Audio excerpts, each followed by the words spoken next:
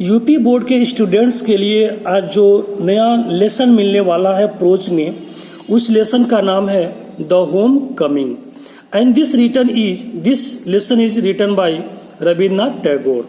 आप लोग अच्छी तरह जानते हैं रविन्द्रनाथ टैगोर के बारे में। रविन्द्रनाथ टैगोर का जन्म बंगाल के कलकत्ता में हुआ था। इन्हीं लोग इतने बड़े विद्वान थे कि इन्हीं लोग बड़े प्रेम से और आदर सम्मान के साथ गुरुदेव कहा करते थे।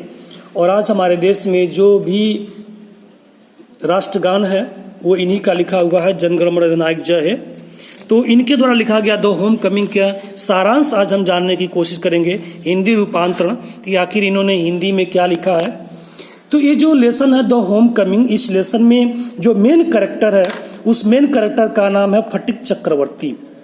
फटिक चक्रवर्ती एक छोटा सा बालक है और अपने गांव में जितने लड़के हैं सभी लड़कों के जो बदमाश टाइप हैं उनका वो सरदार है।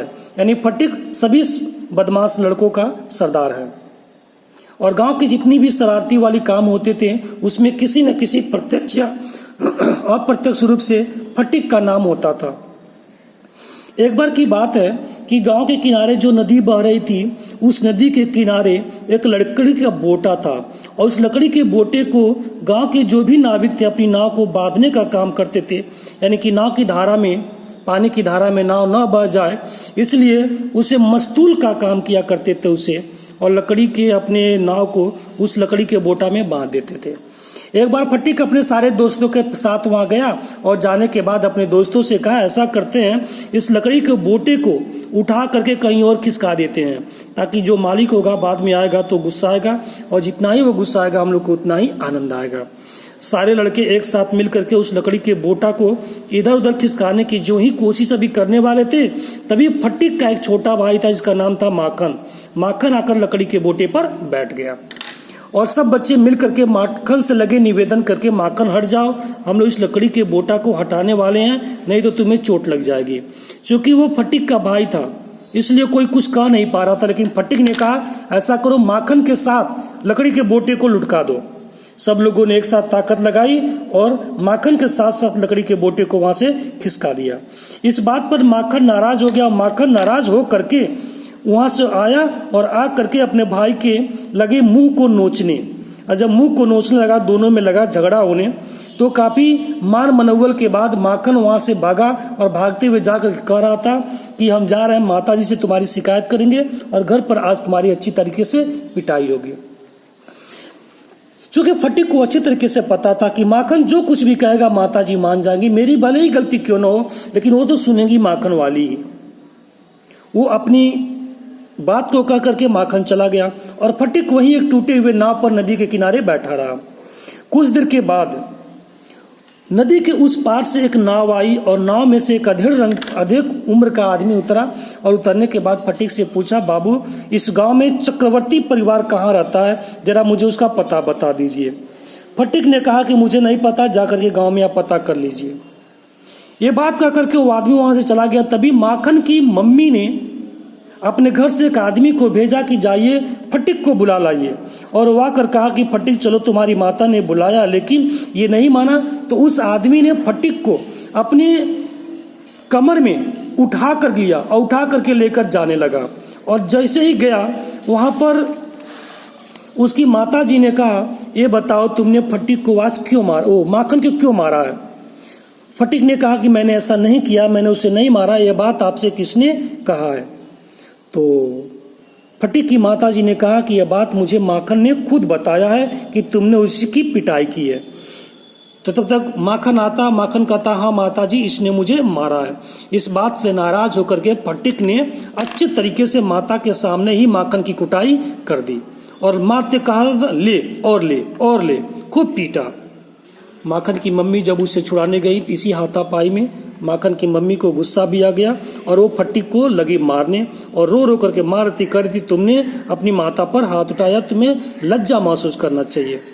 अब ये झाड़ा चली रहा था तभी वो अधेड़ उम्र का आदमी जिसने माखन से चक्रवर्ती परिवार का पता पूछा था और वो दरवाजे पर आकर दस्तक दिया। जैसे ही दरवाजे पर दस्तक दिया तैसे ही उसकी माताजी ने उस आदमी को पहचान लिया, क्योंकि वह जो आदमी था जो आया था चक्रवर्ती परिवार का, रास्ता पूछ रहा था, घर पूछ रहा था, वो कोई और नहीं बल्कि फटिक की मम्मी का भाई यानी कि माखन का मामा था। और माखन का मामा जिसका नाम था बिशंबर, वो शादी से पहले ही मुंबई चले गए थे और किसी कारणवश वो मुंबई में रह गए। जब वापस घर आए तो पता चला कि बहन की शादी हो गई है, तो उस पते पर ये अपनी बहन से मिलने वापस आए। तो फटिक की मम्मी ने फटिक की सारी बातें, सारी करतूतें उनको बताई कि ऐसी सी बात है। तो फटिक के मामा को बड़ा अजीब लगा। उन्होंने कहा कि ऐसा करते हैं, फटिक को आप हमारे साथ भेज दीजिए। कहाँ पर? कलकत्ता मेरे साथ। वहीं पर उसकी मामी है और एक दो भाई बहन हैं, उन्हीं के साथ रहेगा और ये धीरे धीरे सुधर जाएगा। जैसे ही बात एक खबर फटिक को पता चली कि हमें तो अपने मामा के साथ कलकत्ता जाना है, फटिक को बड़ी बेचैनी हुई वहाँ जाने के लिए। बार बार मामा से पूछता था, मामा कब चलेंगे, मामा कब चलेंगे। उसकी माताजी को लगा कि फटिक जाने के लिए बहुत उत्सुक है, कहीं ऐसा न हो इसके साथ कोई अनहोनी हो। क्योंकि वो माता थी इसलिए उन्हें पता था, अपने बच्चे से बहुत ही प्रेम था।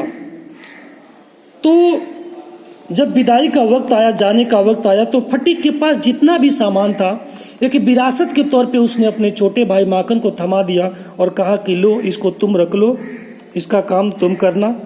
इसके बाद फटिक और उसके मामा बिशंबर दोनों कलकत्ता पहुँचे। कलकत्ता जाने के बाद जैसे ही उसकी मामी ने फटिक को देखा तो उसकी मामी को बहुत अजीब लगा, क्योंकि फटिक को वो पसंद नहीं करती थी। तो उसके मामी ने अपने पति से कहा, बिशंबर से, कि किस बोझ को आप उठा लाए हैं, अभी घर में ही 2 बच्चे हैं जिसको मैं संभाल नहीं पा रही हूँ, तब तक एक बोझ और ला दिए। धीरे धीरे फटिक वहीं पर घुल मिल करके रहने की कोशिश कर रहा था, लेकिन वो अच्छी तरीके से पता था उसको। धीरे धीरे उसकी मम्मी का, उसके मामी का, उसके मामी का जो व्यवहार था बदलता चला गया और वो उसे फटिक को पसंद नहीं करती थी। क्योंकि 14 वर्ष का था फटिक, और 14 वर्ष का जो उम्र होता है बहुत ही नाजुक होता है। उसी उम्र में बच्चे बनते भी हैं और बच्चे बिगड़ते भी हैं। उसी उम्र में बच्चों को प्रेम चाहिए, उसी उम्र में बच्चों को उत्साहवर्धन चाहिए। उस उम्र में अगर बच्चा बिगड़ गया तो बिगड़ गया और बन गया तो बन गया। अन्य भाइयों की तरह फटिक के मामा के जो लड़के थे उसके भाई थे, तो अन्य भाइयों की तरह ये भी फटिक स्कूल जाया करता था। लेकिन फटिक अपने लेसन को तैयार नहीं करता था तो रोज इसकी पिटाई होती थी और क्लास में इसकी बड़ी किरकिरी होती थी। एक बार की बात है कि फटिक से उसकी बुक खो गई, और जब बुक खो गई तो वो अपने लेसन को तैयार नहीं कर पाता था। तो उसने अपने मामी से कहा कि मामी, हमारी बुक खो गई है, कृपया हमारे लिए किताब खरीद दीजिए। तो फटिक के मामी ने कहा कि मैं तुम्हारा खर्चा चलाऊं या तुम्हारे लिए महीने में 2-4 किताबें खरीदूं। ये ताना उससे बड़ा नागवार गुजरी और फटिक को ये अच्छा नहीं लगा, क्योंकि फटिक जब भी स्कूल जाता था तो सब्जेक्ट न पूरा कर पाने की वजह से रोज उसकी पिटाई होती थी, इसलिए वो धीरे धीरे स्कूल जाना भी छोड़ दिया। एक वक्त उसे ऐसा लगा कि अब मुझे घर जाना चाहिए, मैं यहाँ नहीं रह पाऊंगा। रोज उसे उसकी माता की याद आती थी, अपने भाई की याद आती थी। रोज सपने में माता माता कहकर चिल्लाता था। उसे कलकत्ता में बंद गलियों में, बंद कमरों में अपने गांव की, अपने गलियों की, अपने नदी की, अपने दोस्तों की, अपने बगीचे की, हर एक चीज़ की याद आती थी गांव की, और अपने गांव को वापस जाना चाहता था। जब कभी भी अपने मामा से कहता था, मामा हम लोग गांव कब चलेंगे, तो फटिक के मामा हमेशा कहते थे, बच्चे जैसे ही लंबी छुट्टी आएगी हम लोग गाँव के लिए निकल पड़ेंगे। लेकिन इधर रोज अपनी मामी का ताना सुनता था। उसकी मामी अच्छे तरीके से उसका देख रेख नहीं करती थी। एक वक्त की बात है, शाम को इसको बुखार चढ़ गया फटिक को। तो ये जानता था कि मैं अपनी मामी को बताऊंगा तो मामी मेरी सेवा करने के बजाय मुझे ताने मारेंगे, इसीलिए फटिक ने कुछ बताया नहीं और रात कैसे गुजारा।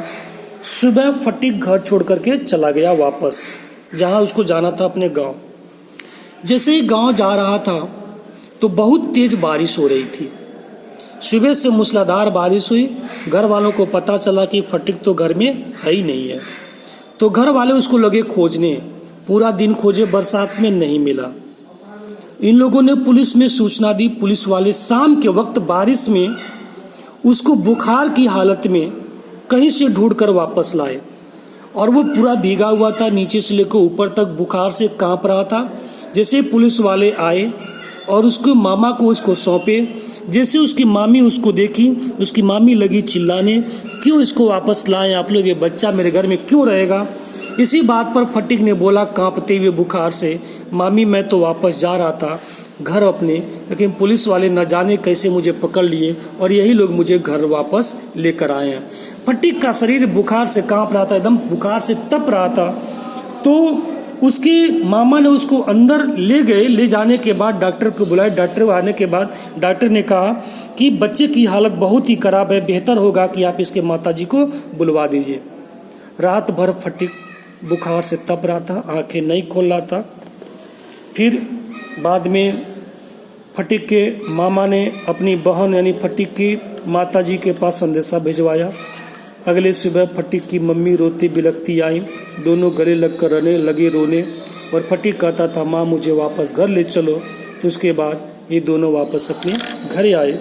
अब अगले आपको वीडियो में हम आपको पैसेज वाइज एक एक लाइन की एक एक शब्द की हिंदी बताते हुए इसकी टोटल कहानी बताएंगे।